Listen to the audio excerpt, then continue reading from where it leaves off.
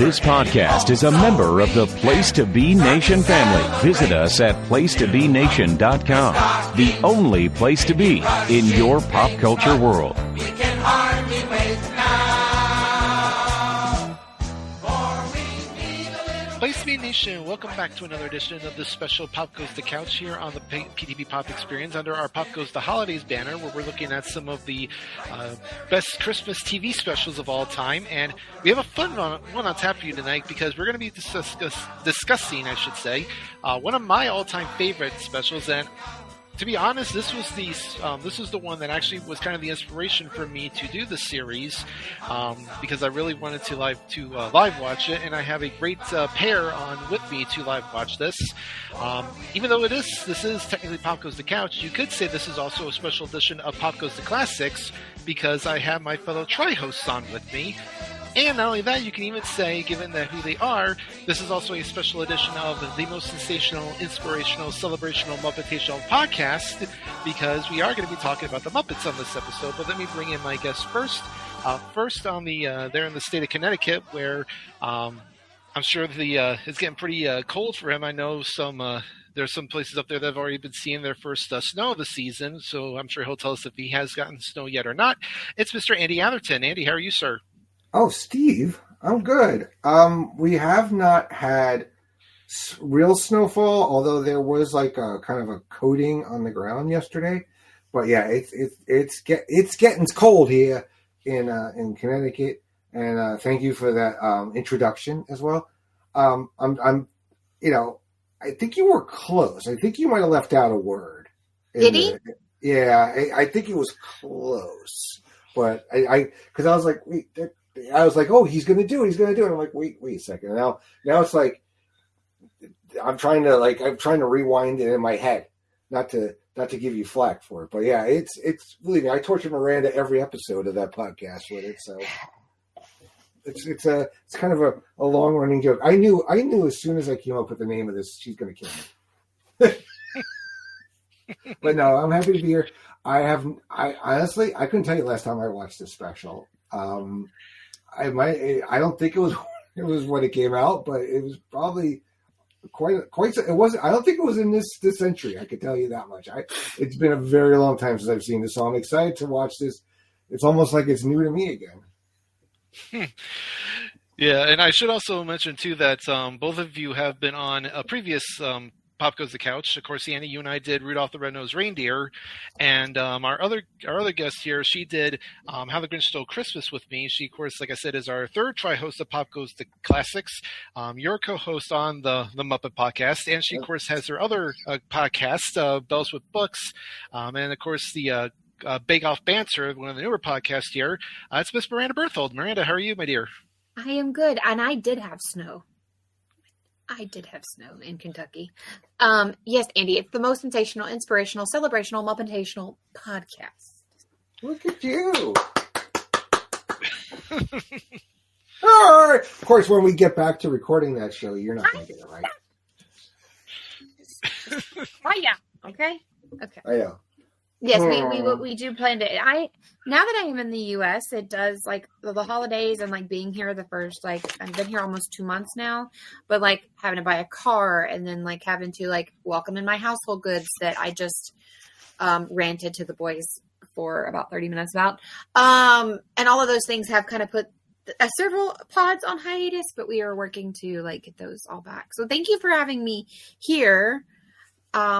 Including me and Andy to kind of like talk Muppets, because obviously we very much love Muppets. So, yeah, yay! Yes. Well, as we teased, we've all said it that we are talking Muppets tonight. I know that a while ago you both actually did a live watch of a Muppet Christmas Carol. Right? Was that for Laughing Theater or Pop Goes to I think it might have been Pop Goes to Classics. We've live watched a couple of Muppets. We did the Haunted Mansion one, and we did A Christmas Carol, and we've done the Great. We've done one more. I have to go back and look in the archive here. Let me. But we have a couple on the feed for Muppets already. Let's see. We did Christmas Carol, Haunted Mansion, and the Muppet movie. That's it. Muppet movie, yeah. Mm-hmm. Okay. And now and Letters to Santa. Sorry, that was. Oh yeah, we did do Letters to Santa. That was it. Yeah. Yeah. Yes, you were correct. Okay, so this is then technically this is the third Christmas Muppets thing that you guys have done. Mm-hmm. It's my first, and we'll just go ahead and say it. It is 1987's A Muppet Family Christmas. This initially aired on December 16th, 1987. And like I said, it was always one of my favorites when I was a kid. I don't remember if I saw it when it actually aired for the first time, but I do remember seeing it on TV because I remember recording it.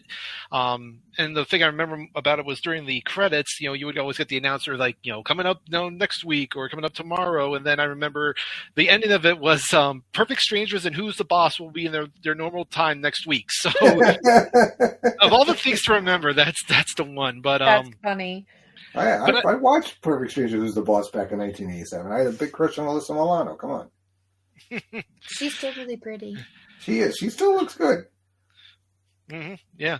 But like I said, and I feel like this is one that's, when you talk about the Muppets, I don't think this gets talked about enough for being a really fun special. Like when I think people think of Muppets and Christmas, they immediately think of Christmas Carol. And I agree. Yeah. So, but Miranda, I know you said that this was also one of your favorite specials as well. Do you remember the first time you had seen it? I'm with you. I really do think I probably, because you and I are the same age, so we would have been 2. So we have memories from then, but we also don't. We just made Andy choke on his drink because I was 15. But Andy, you're one of us at heart. You're still. It was a long time ago. Watching the specials back on the DuPont network. Oh my god. Anyway, so I feel like I probably did also watch this on TV because my family loved the Muppets. So I feel like I did probably watch it then. But I do remember watching it from a VHS type off and on throughout my childhood, with my cousins and stuff. So I don't have one specific memory. I just know that we watched it consistently. Mm-hmm. Yeah. Andy? I probably could almost guarantee that I watched this when it aired live because I was, look, the Muppets were always a special thing. That's kind of the reason for the podcast. It was something that I have a lot of fond memories of. It was on at Channel 2, CBS here in the New York area every night, every weeknight, 7:30, and I watched it. And I remember my father just cracking up to the Swedish Chef relentlessly every time. And the Muppets were a big thing, so they were popular in my house, and so I'm assuming that I watched this live and I was probably not upset that Who's the Boss and Perfect Strangers were preempted that night. Although, like I said, I enjoyed both shows. But yeah, the one thing I kind of remember is the kind of the crossing over of the different shows, which is something we saw a little bit, but not a lot back then. I mean, we would see Kermit was really the only one that would cross over for the most part. But once in a while, you'll see a character here, a character there. But to include others, they did it in the movies a little bit, but in this, it was something you really didn't see. So that's what's one of the more memorable things about this special, because it's the Muppet family. Right. Yeah, and I know when me and Grooney did Christmas Eve on Sesame Street for this series, Kermit was in that. So, like you say, yeah, he was usually the one main Muppet that would cross over to. Well, he started on Sesame Street too before because he was the reporter on there. So he started off there before he was I don't know, it would be like somebody from Saturday Night Live breaking out and getting there, being the lead on their own show or something, another variety show. But yeah, no, it was something very cool. I mean, I watched that years ago too. I think I watched it last time I watched it when my kids were little. I think so. That's a good one to pick. Yeah. So like I have been doing with these specials, I do have the TV listing for this date, December 16th, 1987, which was a Wednesday. So I have the full schedule here for the three major networks, and I have the ratings for each show that aired that night. So this did air on ABC from 8 to 9. Did a 16.1, which was very good, but surprisingly was not the highest rated show of the night. I'll get to that in just a second. Then from 9 to 10, another Christmas special, Julie Andrews' The Sound of Christmas. I don't know if either of you have ever heard or seen that. I'm sure being 1987 and people are lazy and don't change channels, we probably had it on. Yeah, I probably have, but I like right now it's not like coming to the front of my mind, but I feel like maybe. Well, that did a 14.6, and then from 10 to 11 was another. It was like a Christmas TV special, A Christmas Memory, which was by Truman Capote. That did a 12.1. Oh God. Then moving over to NBC, at 8 o'clock was Family Ties episode Anniversary Waltz. That did a 15.7. Then at 8:30, The Hogan Family, Poetic Justice, did a 14.5. From 9 to 10, A Year on the Life, episode called While Someone Else is Eating or Opening a Window. That did a 12.9. And then from 10 to 11 was Saint Elsewhere, episode called A Couple of White Dummies Sitting Around Talking, which did a 14.9. Yeah, I know. Then on CBS from 8 to 9 was The Oldest Rookie, episode Best Men. That was the lowest rated show of the night with a 10.2. But then from 9 to 10, doing a 17.7, the highest rated show of this night was a special holiday edition of Candid Camera. Oh, Oh my gosh. I had forgotten about Candid Camera until you just said it, and my whole brain went. oh my God. Yes. It's any kid. Right? If you hear the show Candid Camera, they would look at you like, what's a camera?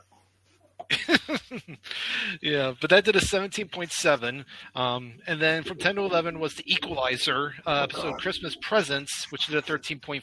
So there's what was on. That's what was on this night on December 16th, 1987. So pretty much a bunch of Christmas specials, a couple big late 80s shows there. So some good stuff there. Yeah, Candid Camera was pretty big. Back in the yeah. day. I mean, the Muppets were still pretty popular at this point, but Candid Camera had like a huge following. I mean, that was, basically like the equivalent of today, like TikTok or Reels, like seeing like people, play pranks or set other people up. I mean, it was, it also dates America's Funniest Home Videos. So it's not a shock that was the highest rated show of the night. Yeah, that would be. I'm sure it's that we could track it down somewhere and watch it. Oh no, I'm good. No, you're good, but I agree with Steve. It probably is something that could be found. Like, it's something. All right, I'll bet it's something. There was another show on.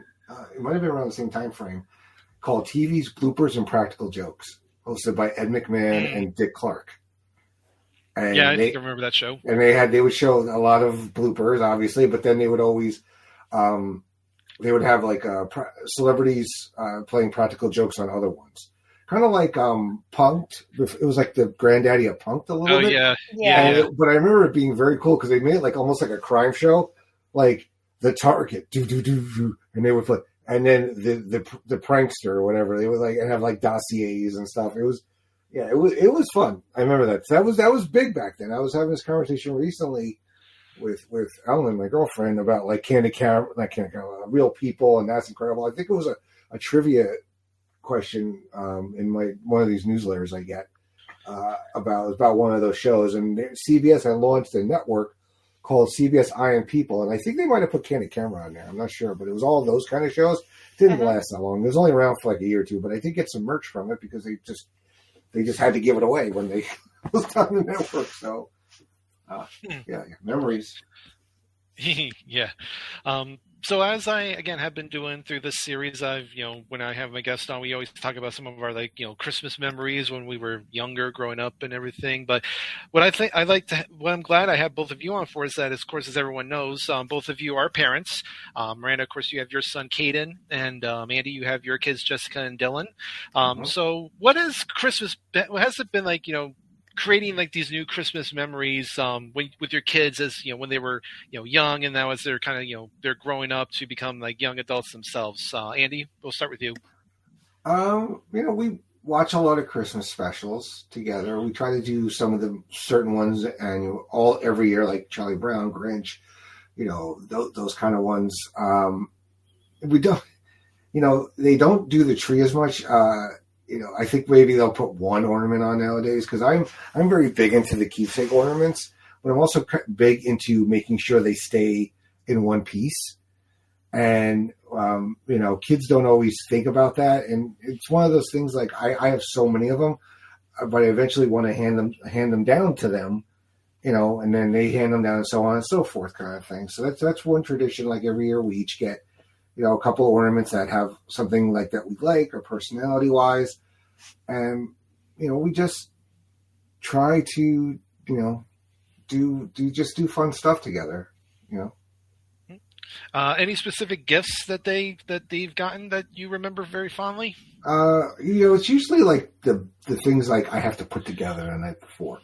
Like I just remember putting a play kitchen together, putting, a damn Barbie cruise ship that had like 1,000 stickers on it, a dollhouse. I mean, Jessica's gifts usually had more things to it, but I remember putting together a Cars racetrack the night before, and I always would have a 24 hours of A Christmas Carol on as I'm doing it, and at some point I invariably will injure myself, and I will, be like the father in there swearing like a sailor. So, and I won't say fudge. I can tell you that much.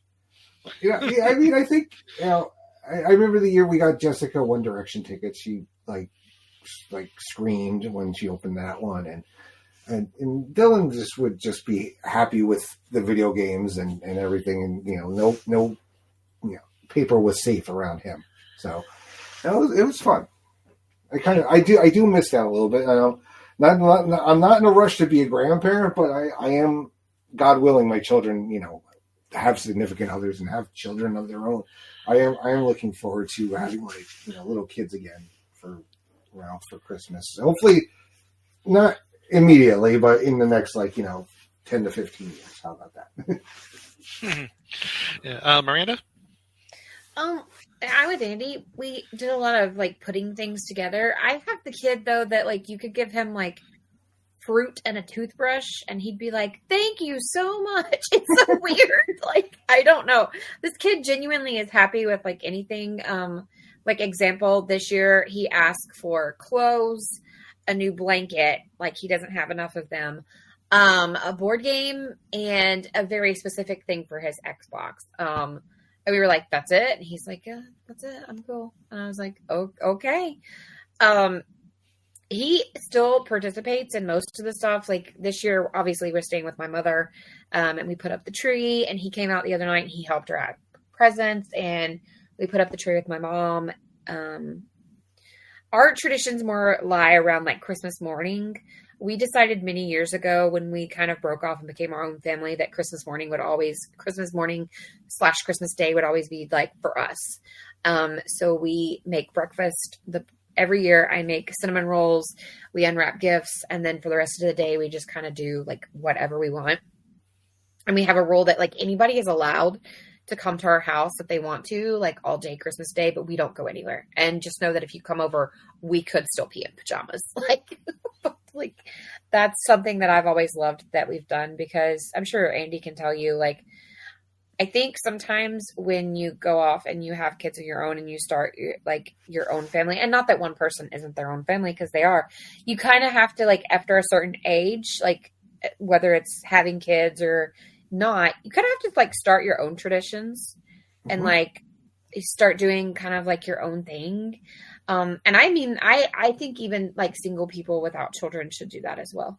You have to hit a certain point where you're okay, what do I want to make my Christmas about? And I think that was one of the most important things that Jerry and I did when we did become like a family with a child, not just, two people. We kind of like set some boundaries and said like, this is what Christmas is going to look like for us. And I think it's been really good. I mean, my son's 19. We've been married for 20 years and it works really well for us. Yeah. I mean, and for me, it was like, the fact that I've been divorced for, going on, it'll be 12 years in March. I mean, you have to make adjustments. And, yeah, it was rough in the beginning, but we came to a place, about the holidays, about Christmas, where, we always make sure we try to always, hey, I'm thinking about doing this for them or getting this for one of them.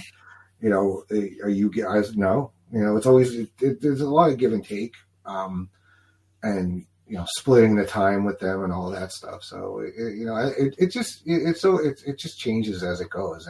I mean, I don't want the kids to be like, the couple in 4 Christmases at some point where they have to go to all these different houses, but, it's you make the best of whatever life hands you in terms of your family situation, and you build on it year after year. I agree. I would agree. Yeah. Do you have, since you asked us, Steve, do you have kind of like the reverse question for you? Do you have a tradition that like your parents did with you or something, a gift that they gave you that like you'll never forget? Because you're asking all your guests something, but have they asked you anything? Like, what about you?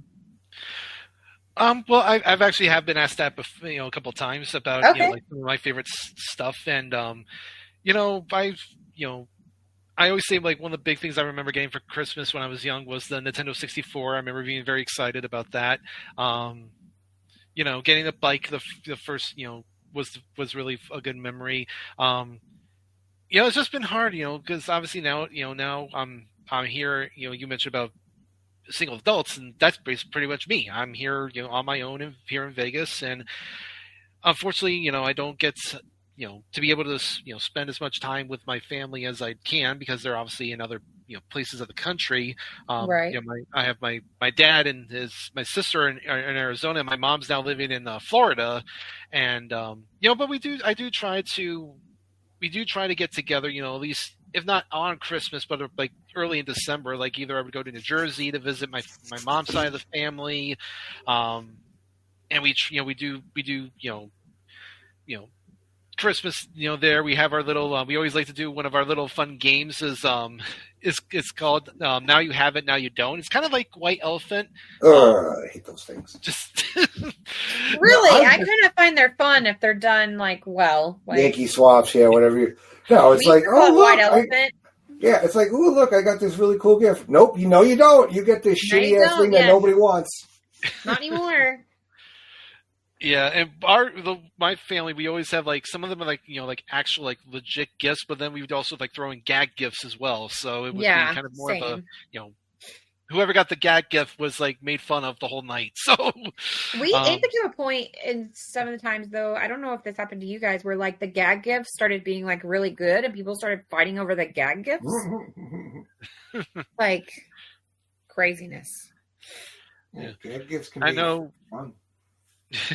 Yeah, I know this year though I will be able to be going to Arizona to see my dad and my sister and it'll be on Christmas, so it'll be the first time I think I've been with actual family on Christmas Day in quite a while, because again when you're living in a separate city and working, you can only get so much time off, but I mean, it's like I said, that's why I also liked doing this series was so that we can all reminisce on these memories that we have, when we were growing up and what Christmas meant to us. So, I'm glad we got the opportunity to do that here.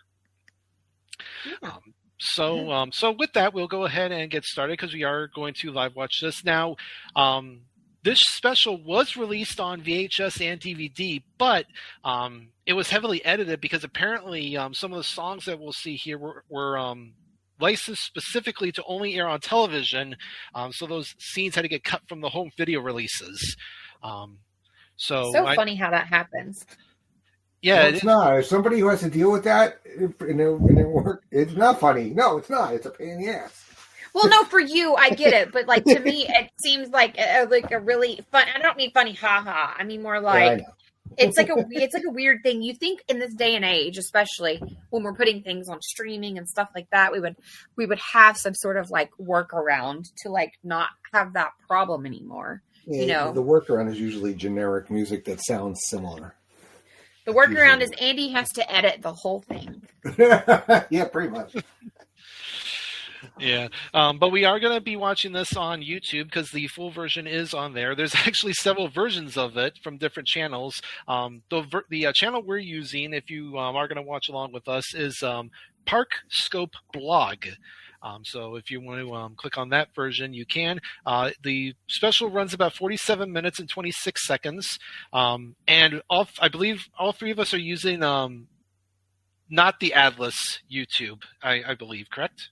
No, I have the free one. So if there's I logged make no into guarantees.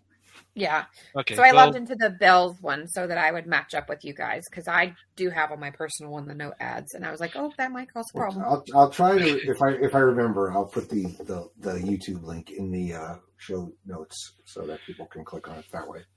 Super. Okay. Well, if we do have any ads, hopefully we can get through them quickly. But if we're ready to start, we should be on the triple zeros.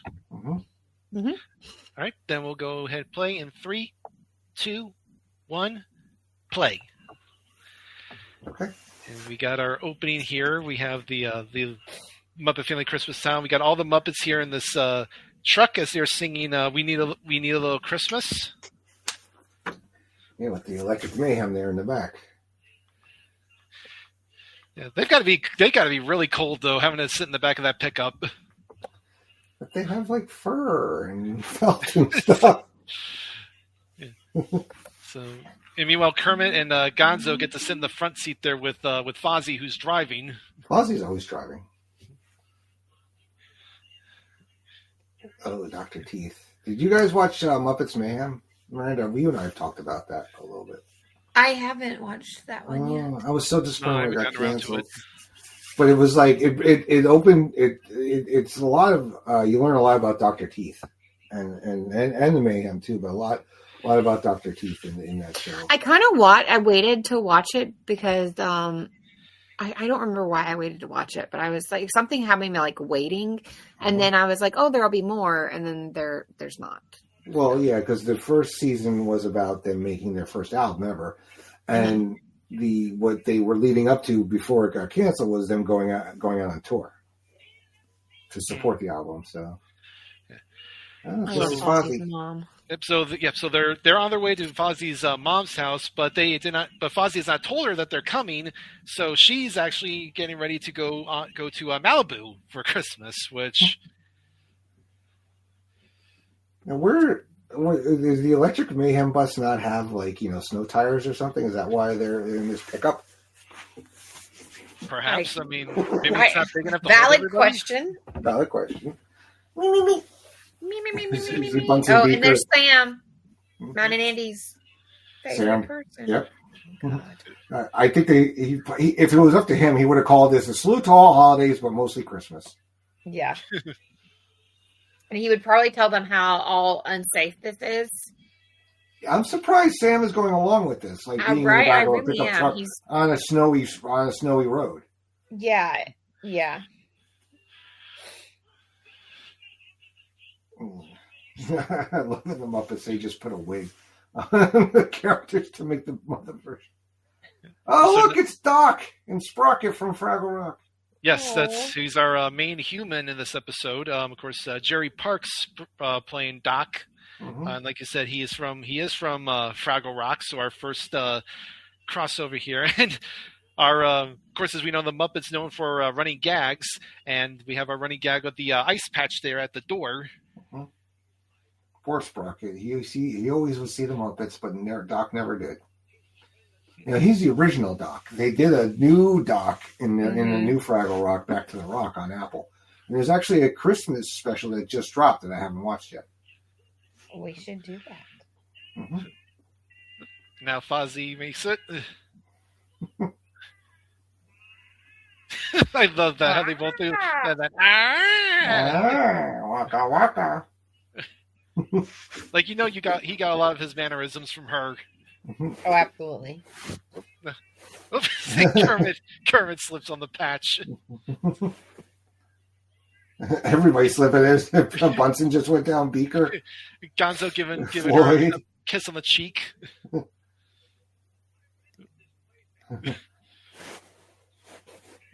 Oh boy.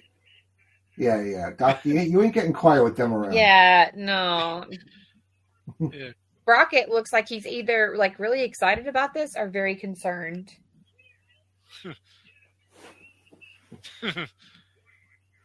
Sam, why am I here? And there you go, Doc asking Sprocket if these are like the Fraggles. I think I would like to see some like more modern day crossover stuff where we get like Sesame Street, Fraggles, the Muppets. I'd like to see them all like intermingling again. And she always calls Kermit a lizard, even though he's not even a lizard; he's an amphibian. Mm-hmm. I mean, I would love to see Emmett Otter characters cross over too. Oh yeah. I mean, Kermit does appear very briefly in Emmett Otter's Junk Band Christmas. He does. I love how she told Dogs, like, I gave up 3 months of surfing lessons for this.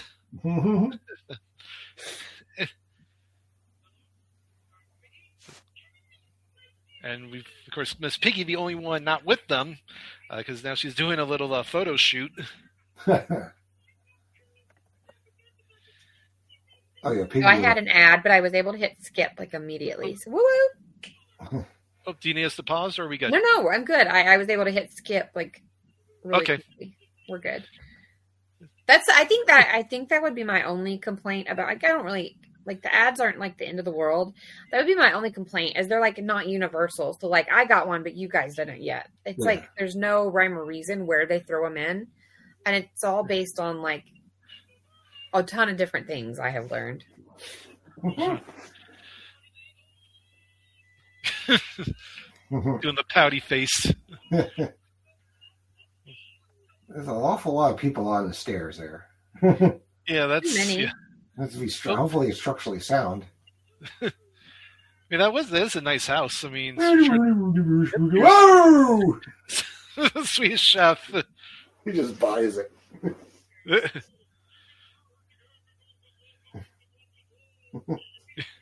I will say I like that they keep telling everybody to watch out for the ice patch, but is nobody going to think about putting salt down? I just want to throw that out there, Well, maybe she doesn't have salt. Well, I mean, Swedish Chef's about to go in that kitchen, so that's a devastation on 2 parts. And we have a turkey has shown up. Oh boy. Don't let Chef see. There's a rat in the kitchen. That would never work for a movie. Ratatouille worked very well, sir. It was a joke, Miranda. I know, and mine was too. So it was. You sound like Jenny for thinking it was a very good show, sir. Oh my god! Turkey saying that the Swedish chef invited him. Uh-oh. I love how he's got like a random tennis racket with him. What does a turkey do with the tennis racket? Does anybody want to guess? Your guess is as good as mine. Yeah, I know. I'm so unsure. So instead of having it in the kitchen, they're going to go into his room.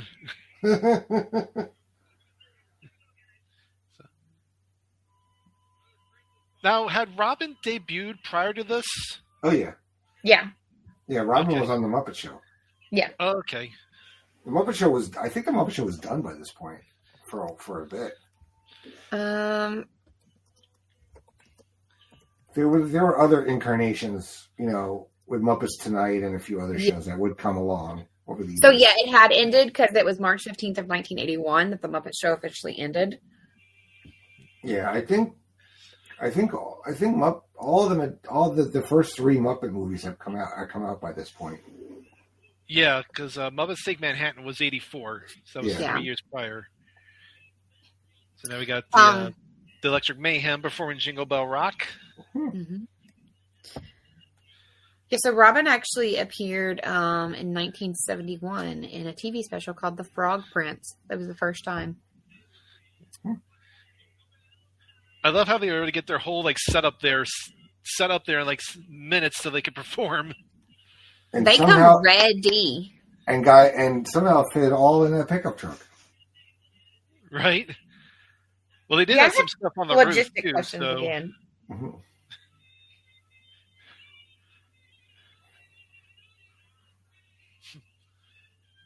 Your lips getting down there.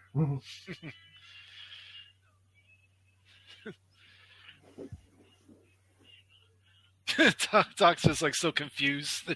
Doc has no idea what's happening. Well, the guy doesn't even know there's a whole community of Fraggles and Dozers and Gorgs living like on the other side of a wall from them. So. Right? Sprocket's into this, though. He's like, I'm here for this, man. Yeah. He's like, let's jam. The rats are loving it. Sprocket looks a little. I think Sprocket looks a little bit like the dog from Carousel of Progress. So now we're outside as the some woodland critters are helping them get a tree in, and our office has shown up.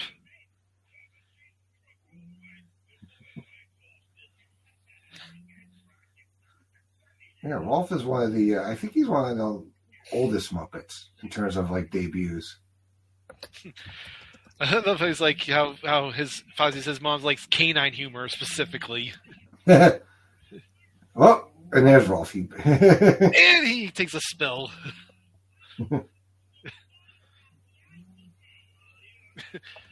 I hope those gifts he was holding weren't fragile.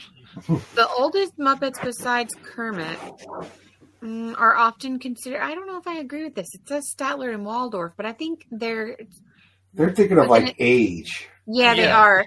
Okay, so it says even older characters like Rolf the dog, who was a regular on the Jimmy Dean show in the Yeah, 60s. Rolf was in like ads. Yeah, Like, he was early. Yeah, so he appeared like in the 60s, as it said, like in the Jimmy Dean show.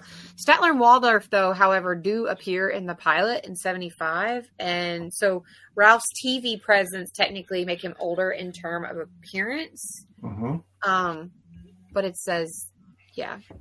And then it said technically Oscar the Grouch was built in 97 and predating the Muppet Show. So 97? Or excuse me, my brain. I'm reading this backwards. 1970 is what I was trying to say. He was actually built in 1970. Excuse me. So Fozzie's snowman here has come to life. Oh. I love Fozzie and his snowman. I wonder if a young Quentin Tarantino watched this and saw the ice gag and decided to put something like that in the Hateful Eight. I mean, Yeah. I wouldn't be surprised. They had something with the door in it where they kick it open. It was getting stuck for everybody. And they had to keep putting boards on it.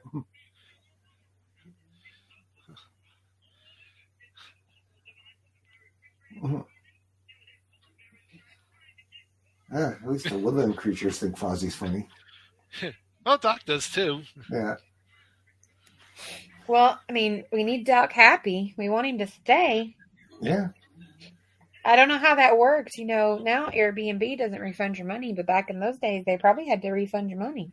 I don't think Airbnb was around then, though. I know. That's what I'm saying. Back in those days, you probably rolled up somewhere and they're like, yeah, you're going to have to refund me. And you probably had to. You know what I'm saying? And of course, we have our penguins. I The love ones the just like penguins. flying around. Multi-talented. They've always been one of my favorites. I love them so much. They're usually your orchestra. Whoa! Oh, and even Fozzie falls for the ice. Although you can't blame him, he was so excited to tell Kermit about his this new act he has that he completely forgot about the ice.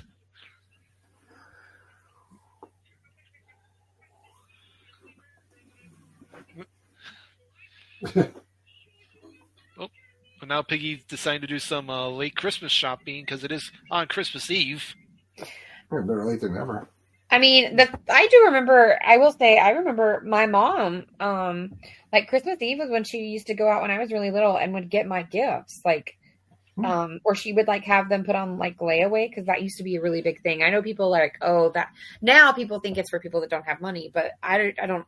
know if you remember this, Andy, but like because you were a little bit older maybe than we were, and I don't mean that as a knock. I mean that like genuinely maybe you remember this better. But I was always told that like the reason people used to put things on layaway in like the 80s was more so they could hide it. Like it was their way of hiding it. So everybody would like go to the store on like Christmas Eve or the day before Christmas Eve and like pick it all up. It was also so you secured that you had it too. Mm-hmm. Because, I lived through the Cabbage Patch Doll craze. So I was part of the Cabbage Patch Doll. My mom actually she put it on layaway.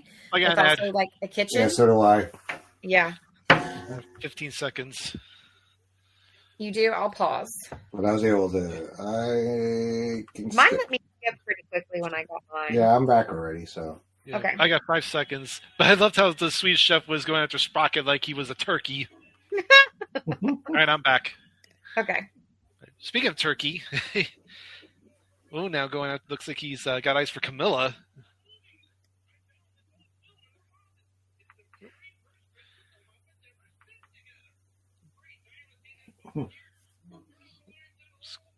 Gonna get some, get a little home movie here. So we get the Muppet Babies. oh yeah, from Muppets Take Manhattan. Now, why does Miss Piggy have a Kermit doll? So he hid in the Muppet. So I was about to ask, did you ever watch the Muppet Babies? Yes. Okay. I Yeah, love the Muppet she Babies. did. She had a Kermit doll.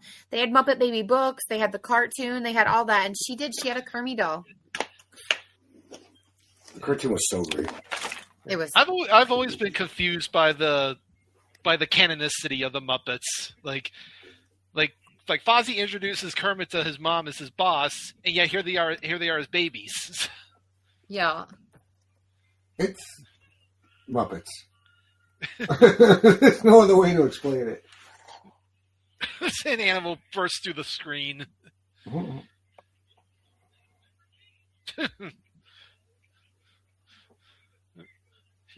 Oh my god, that was what's his face is right there too. The guy who plays the Muppaphone. I have his figure. I'm trying to remember his name now. Oh my goodness, my brain just went dead. Yeah. There's Zoot just like chilling out on the stairs. He's probably asleep. He looks like it. Oh yeah, this turkey is he's crossing the line here. Yeah, and Gonzo was trying to help him earlier. Now he's making a move on his woman. Yeah. Which that, in all the years, I've said this to Andy a million times before, and I will say it probably till I die. I will never understand Gonzo and Camilla, and I understand a lot of weird things in this world. Well, Gonzo's a weirdo, He is a weirdo. but he's got like bird DNA. I mean, yeah. He wouldn't look like that. He didn't have part bird in there. Yeah. Now we got some visitors here. Our Sesame Street characters coming in. Mm-hmm. Well, oh my God! There's a lot. Oh shit! There's a lot of them. Is anybody left on Sesame Street? Jesus. Bert, Ernie, Cookie And it's Monster. There's some, like, Whatnot monsters. Yeah, the two-headed monster, hairy monster, who kind of looks Yeah. like Rooney. There's the cat. Did you almost say Groony? Yeah. Well, I Groony- was going to. Rooney looks like hairy monster. No, I was going to say when me and Grooney did Christmas Eve on Sesame Street, I made a point about how like in that special we only saw there was only like 7 we only saw like Big Bird, Bert and Ernie, Cookie Monster, Grover, and the Count, and it's like how few characters there were. Now all of a sudden now it's like 10 years later and there's there's almost 100. Yeah. Also, I have to ask because I know he mentioned this too when we were talking. When did you first learn that the same guy voiced Kermit and Ernie? Like that Jim Henson voice. That Jim Henson, yeah. Oh, I was And that young. and that the same guy voiced Fozzie and Bert. No, what blew my mind was the same guy who voices Fozzie voiced Miss Piggy. Yes. That's when I first learned Frank Oz voiced Miss Piggy. That blew my mind. The Jim Henson thing, because you could tell Ernie and Kermit are you can hear it. There's But- a nasal to it that, Yeah. like, if you used to listen for a minute, kind of Hi, thing. girl. Yeah, it's like in the back of the throat. It's the back of the throat thing. It's very strange. But no, I'm with Andy. I think I learned pretty young because I was really into Muppets and Muppet lore. But I'm with him. The one that blew me away was the Miss Piggy thing. I was like, wait, what? That's not a lady. Like, that's not. Another one just comes by, just honks his nose. That's I think his name was actually Honker. Is there an Elmo? Wait, there was an Elmo. I thought I saw Elmo for a second. Around. Yeah, Elmo's here. Elmo was around in 1987? That's what I'm looking. I don't. So I'm trying to see if he's there. 1980. He was a background as an anything Muppet in the song "We Are All Monsters." Elmo's really just he's supposed to be a 4-year-old red version of Grover. Yeah, but then so he first appeared in 1980, and then he became like a central character later in the season.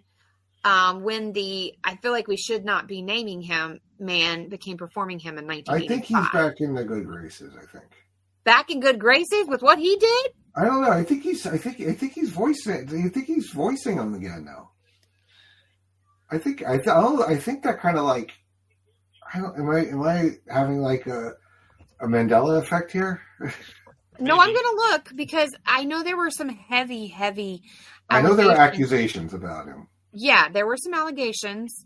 But it says that they were dismissed due to expiration of the statute of limitations. Yeah, so I feel like he was gone for a little while, not too long.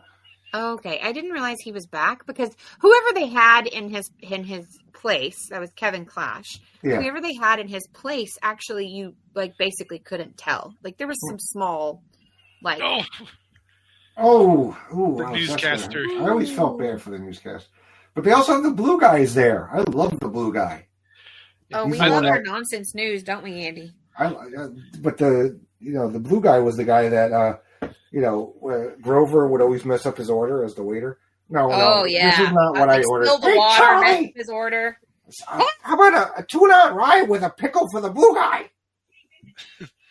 I love now he's got like the checklist, making sure they get everybody down. I know earlier the Swedish chef had finally gotten the turkey, but then the turkey put a Big Bird in Swedish chef's crosshairs, which was.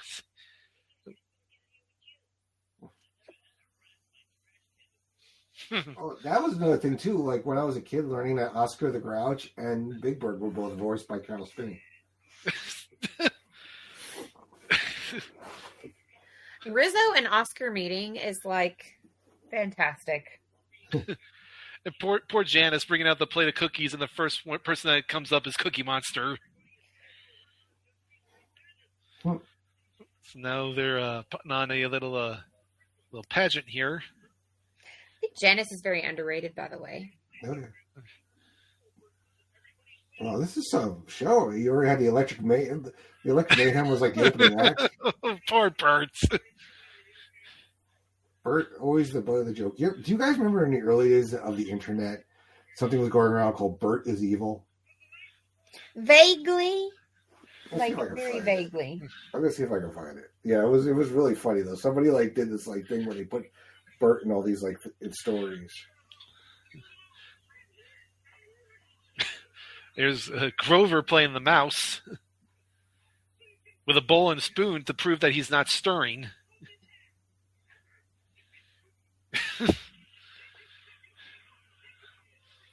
So, I think Andy knows this, but fun fact about us: so our last name is Berthold, like BER, BERT, like, and actually my husband's nickname when he was in the army was Bert.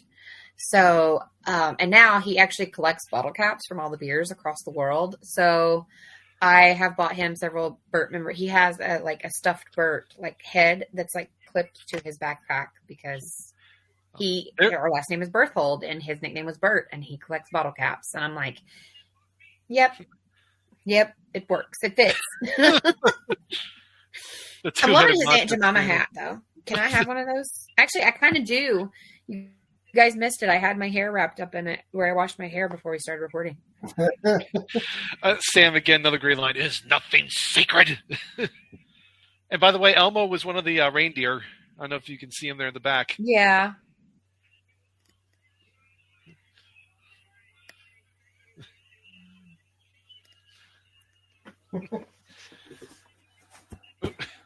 Oh boy. Boy, poor Doc. Not fit for man or beast out there. Oh, border guards there. Mm-hmm. They're all just looking outside. Nobody's doing nothing. They're all just looking. Cold enough to freeze your Winnebago. Mm-hmm.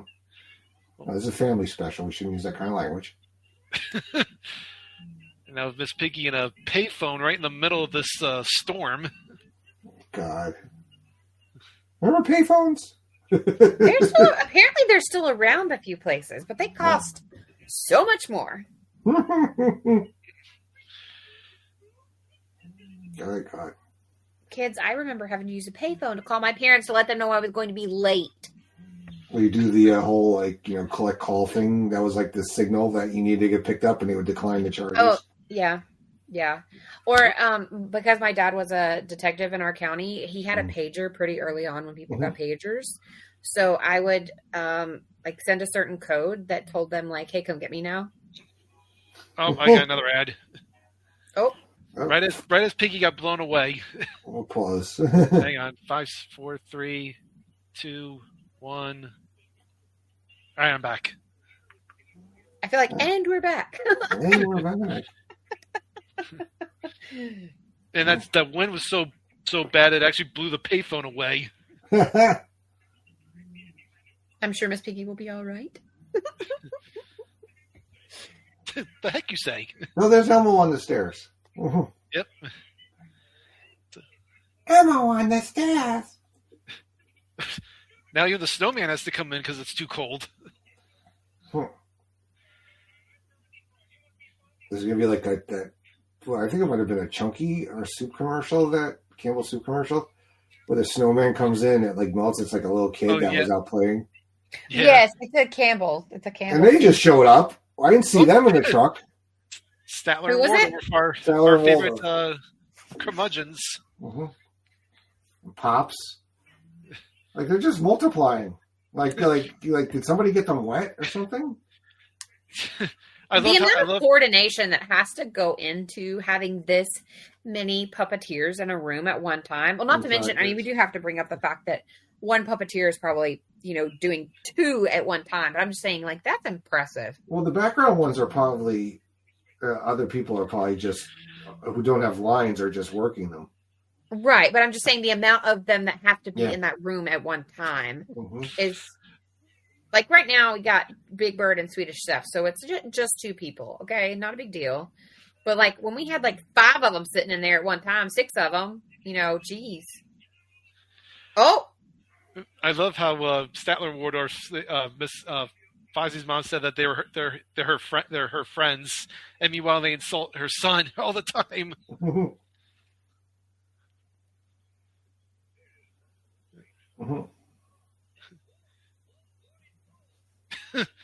Of course, the count has to count them out.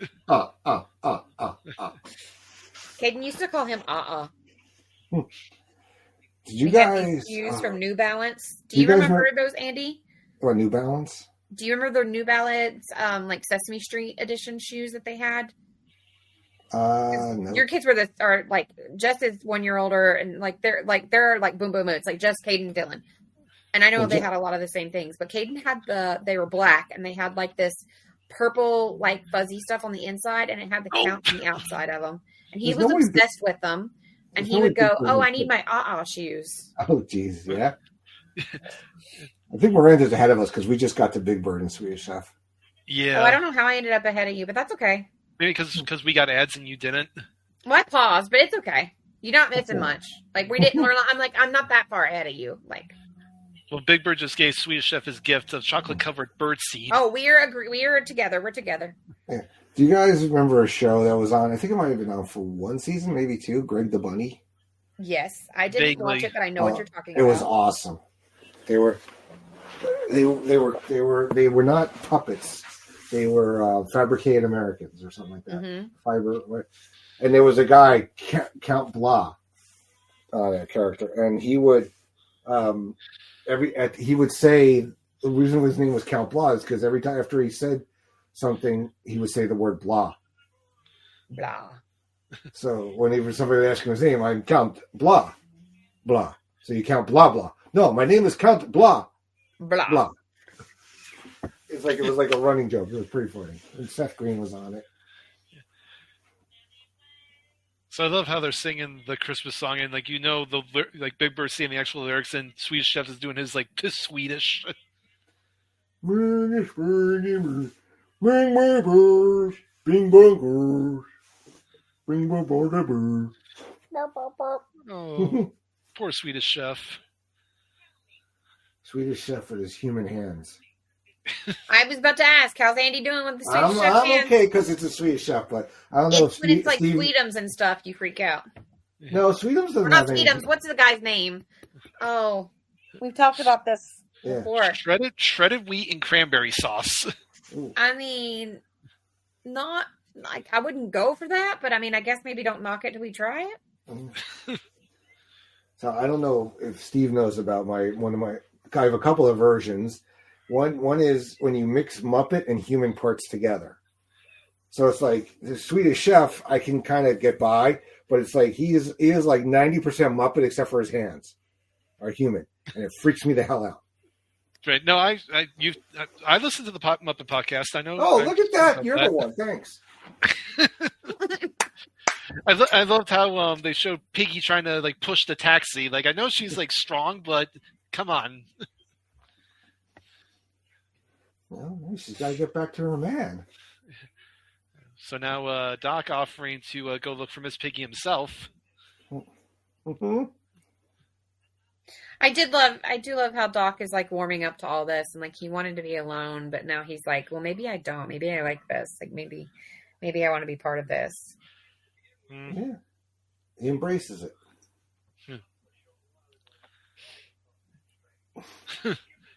I would have thought that's strange.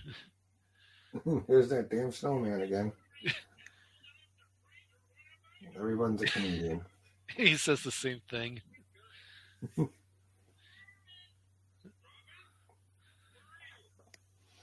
Where are Robin's parents in all this? Why is he always with Uncle Kermit? I don't know. That's a good question. I don't. Yeah. Oh, looks like we got an entry here to Fraggle Rock. So wait, all right. How far does Doc live from Fozzie's mother? Because is Fraggle Rock this big? Maybe it really is. Maybe it covers like the entirety of like. Maybe it's like a very vast community. Like, oh my god! Well, yeah, it's a lot of work for the dozers. Yeah. But I looked up Elmo's voice, and it looks like since 2013, it's been a guy named Ryan Dillon. Oh, okay. He also does Felix the Chicken, Lefty the Salesman, It's always Don Don Mute in the background. Down Fraggle Rock. Red annoyed me. Out of all the Fraggles, Red was I find Red the most annoying. Really? Yeah. Oh, and it's old Moki. They changed Moki's design in the new They do, Farmhouse. yeah. Which I don't love. This is my Moki.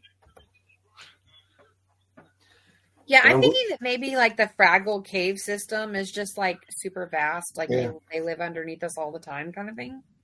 And there's Wembley, my favorite Fraggle. Mm-hmm. I always love Wembley's Hawaiian shirt. And I actually have all 5 Fraggles in pop figures. And they each came with a dozer. And one was Cotter Pin.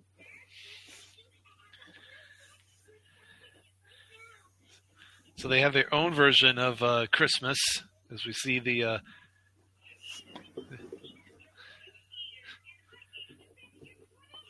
that pebble has gotten around a lot. I would say.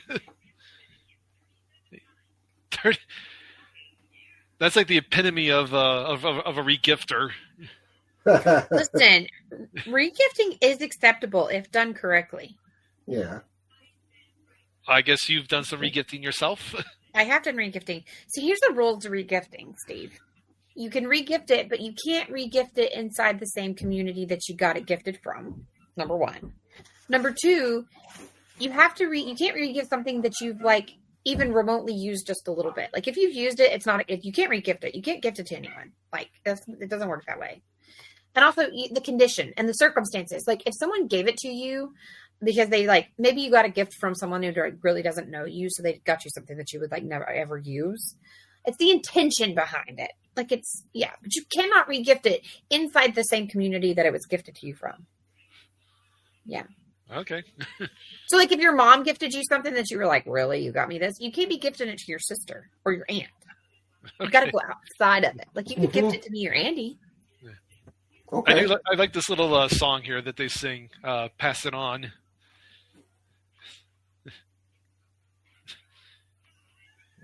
And there's a whole bunch more showed up in the background. Yeah, there's a lot of Fraggles. It's a vast community.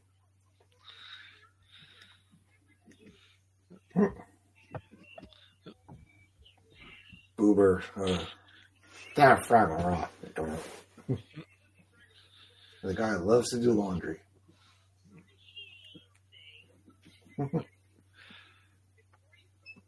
Oh, now passing the pebble on to Robin.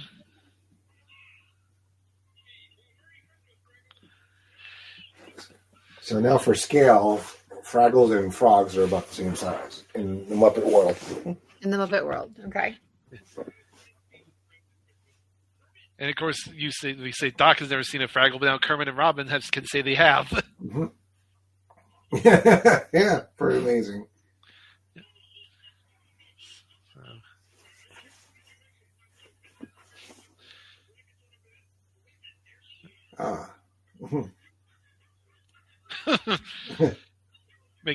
Piggy making this elaborate entrance. Yes, she is. Oh, she's. You know what this makes me think of?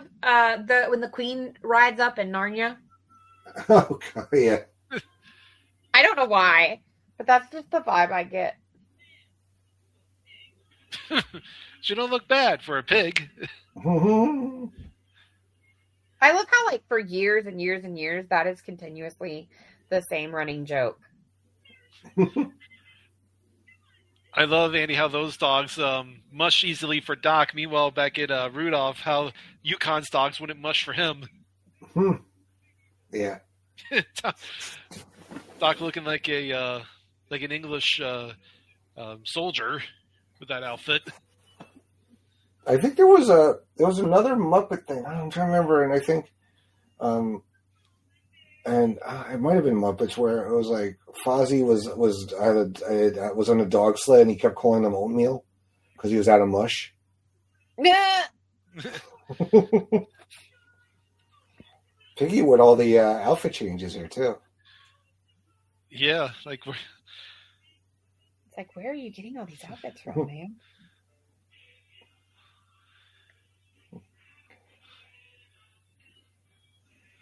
I love how everyone's just all showed up just to greet her. Because she's a star. And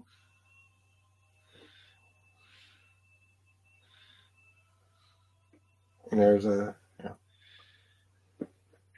Well, one last time. I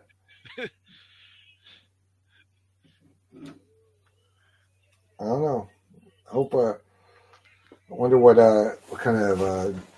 I don't think Mrs. Fozzie or Mrs. Bear, whatever you call her, didn't get her deposit back, huh? For her trip. Yeah, I hope so. She may not care at this point, though. She may be like, this is great.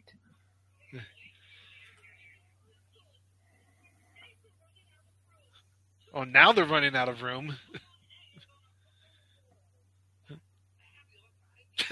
Gonzo and the animal on the hangers.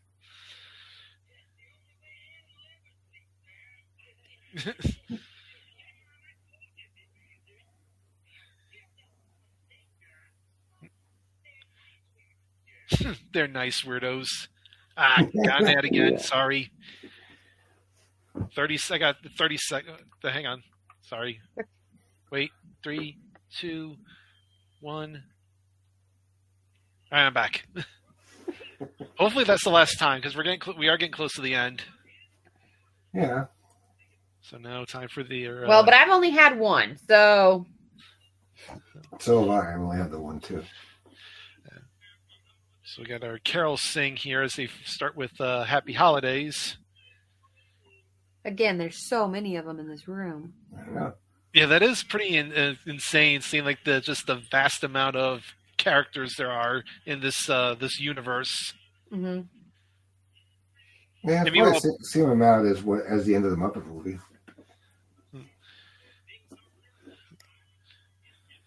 I will say some of the singing in this is making me feel much better about the singing I've done in our Place to Be plays. Making me feel much better. Oop, the Fraggles are hearing it. Oh. Looks like they want to get a view. Of course, the Count would sing the carol about 3 ships. I mean, poor Doc's there and having to sit there in the background. Well, because it's the Muppet show. It's not the Doc show. Gonzo got changed out of that nightgown really quick into this little, what's that, smoking jacket he's wearing? It's like Dr. Teething with Prairie Dawn. And Oscar's not bothering to sing. He could care less about this.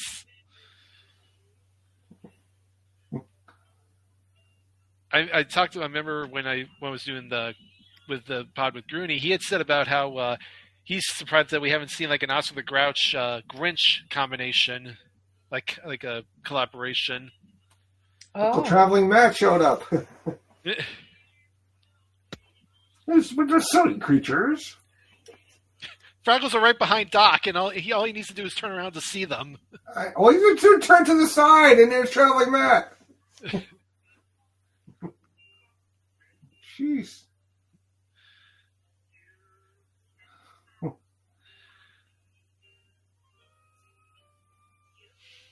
What a good son Fozzie is. Mm-hmm. Yeah, I like that. I actually really like Fozzie. I've always liked Fozzie. Mm-hmm.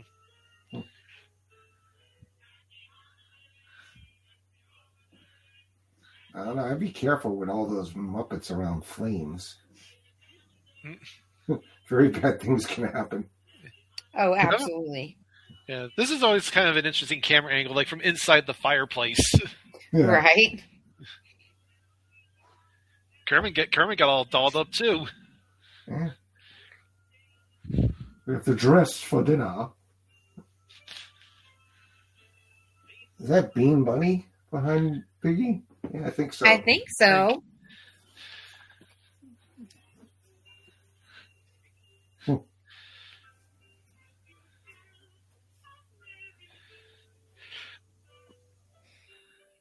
Oh.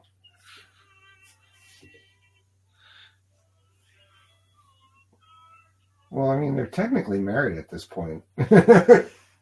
Oh, yeah, after Muppets Take Manhattan. Yeah, they are. Mm-hmm.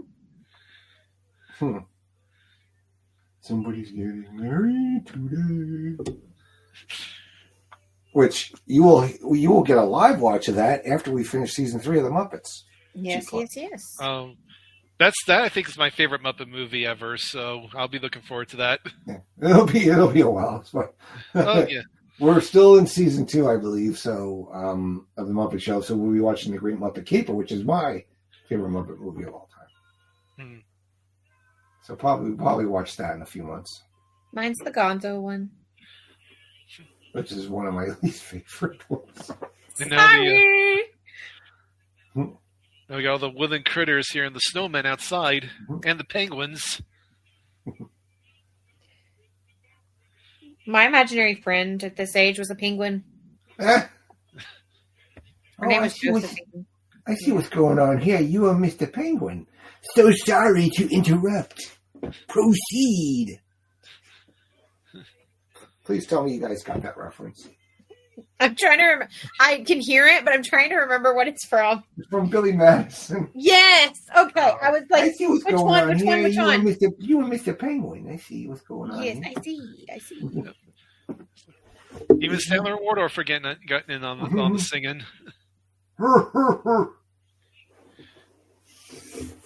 Yeah, where's Astoria in all this, too? Woodruff just leaves his wife at home all the time. His wife Astoria. Mm-hmm.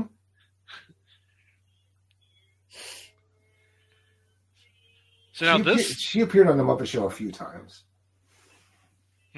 Now this song here they're singing is actually from the John Denver and the Muppets special from '79. Which maybe we do maybe in the next year. I do like. I have all the 12 Days of Christmas. I think the Muppet one is in my top 5. All the renditions you could hear of that.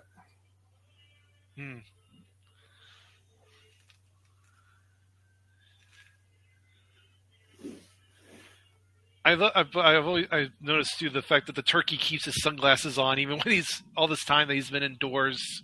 Listen, I wear my sunglasses at night. Okay. Okay, Corey Hart.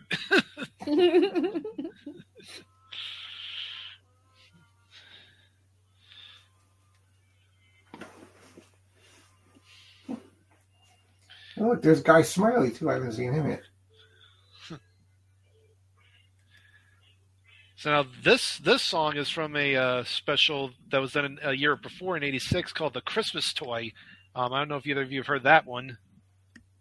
I mean, if it was Muppet related, I probably watched it. Yeah, same. I just may not I'm not having current memory of it vividly.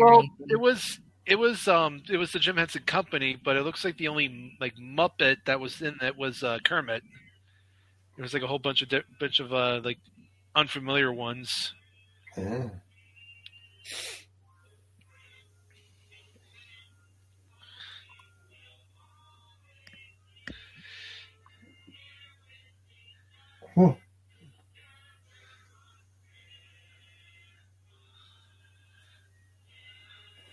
Aw, we have a crackling log here, like a Yule log. That'd be like the ultimate Christmas picture of all those characters. Yeah.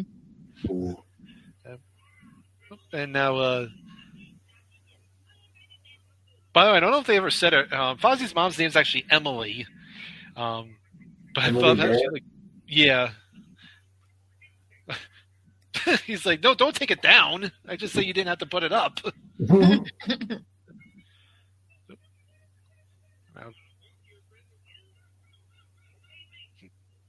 A mink. A mink with a wig? Maureen the mink, a real mink. What?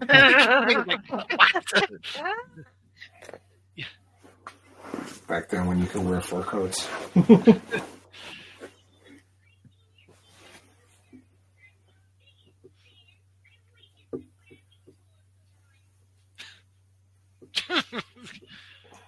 Oh, she loves it. Oh, and now Robin giving the pebble to Grover. The Fraggle Pebble. Santa. Oh. Oh, yep. Santa has arrived. Santa is usually the end. Oh, look, there's Jim. Got the singing "We Wish You a Merry Christmas." I really forgot Jim was in that. Wow. Yeah. Yep. The man himself, Jim Henson. And now he's put on the apron. He's going to cook. Save everybody all from Swedish Chef. No, he's washing the dishes. Well, that's true. Which still, that's pretty nice of him. Yeah. He passes away only 3 years after this. Yeah. And Kermit and Piggy under the mistletoe.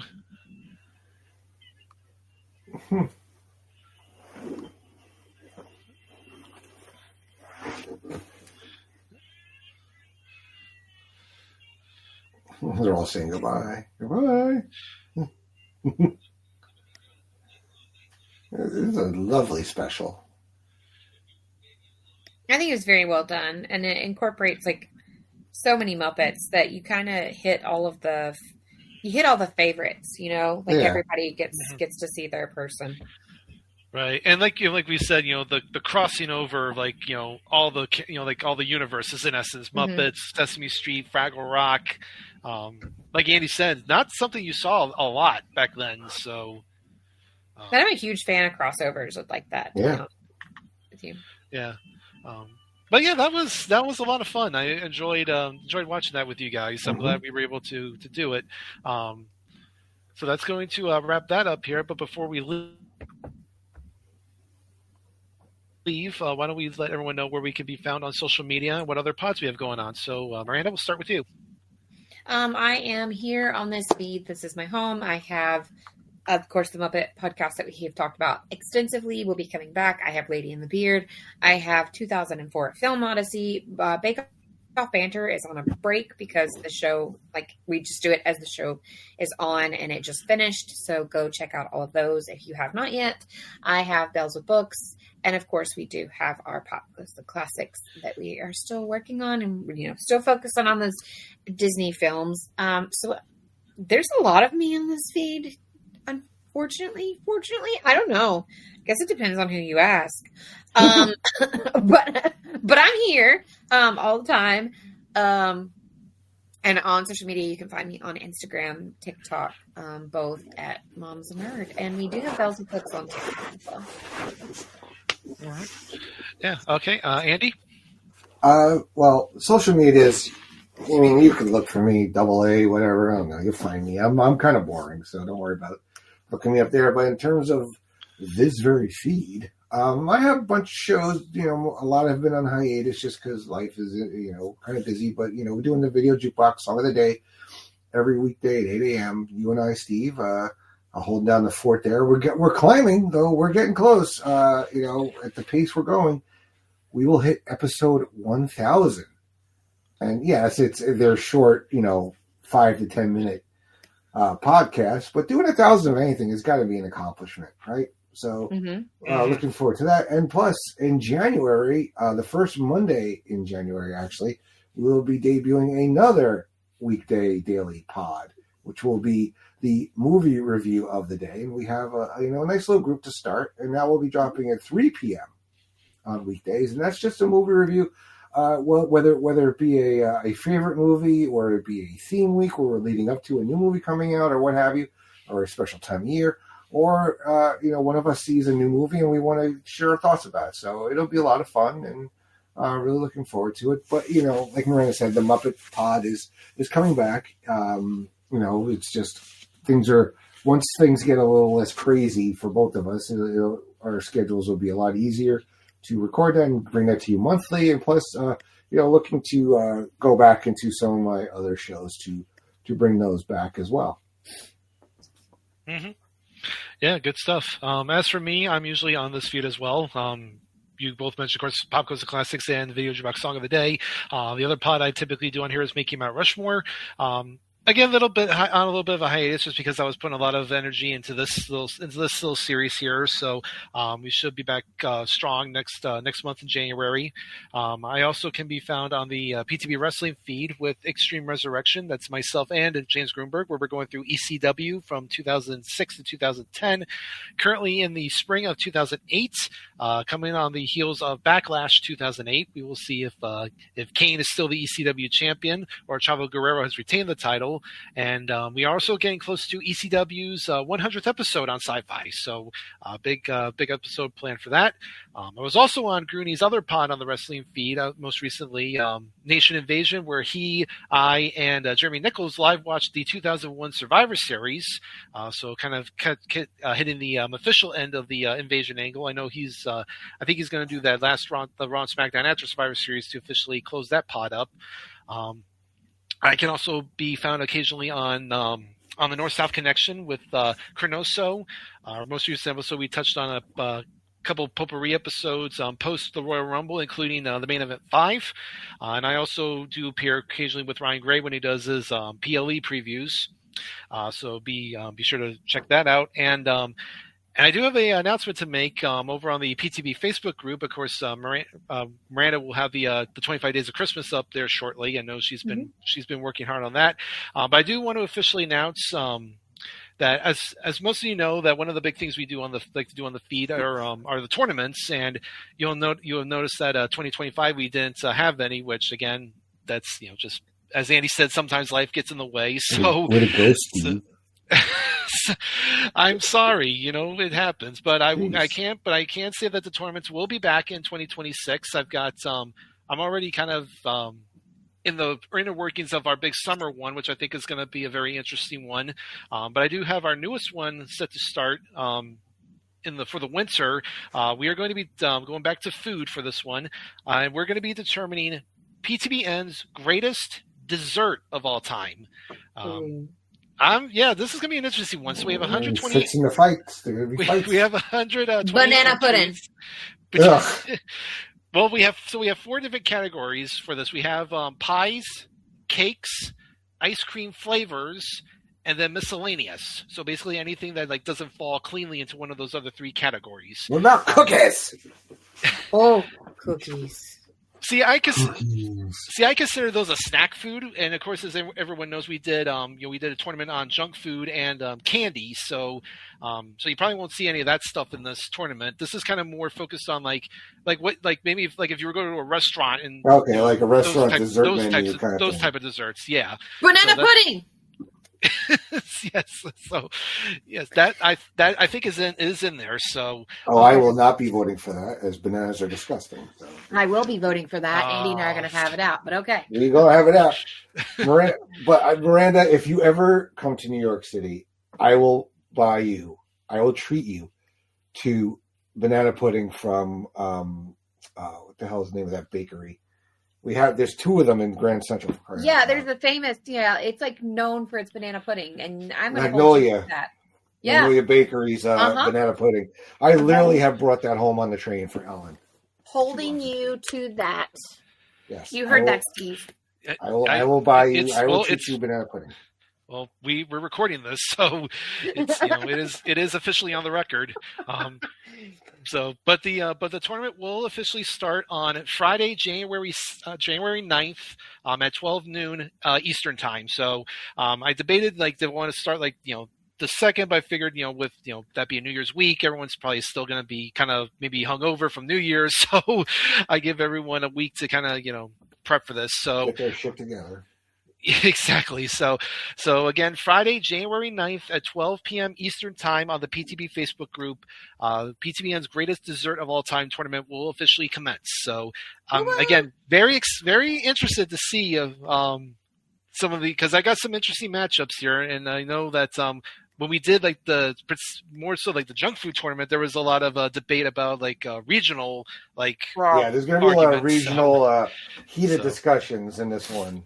I always love when we do the foods because of this. Because, don't you remember the breakfast food thing? Oh, God. Yes. Some of our Brit friends were like, what are you guys on about? And we were like, what do you mean? What do you mean?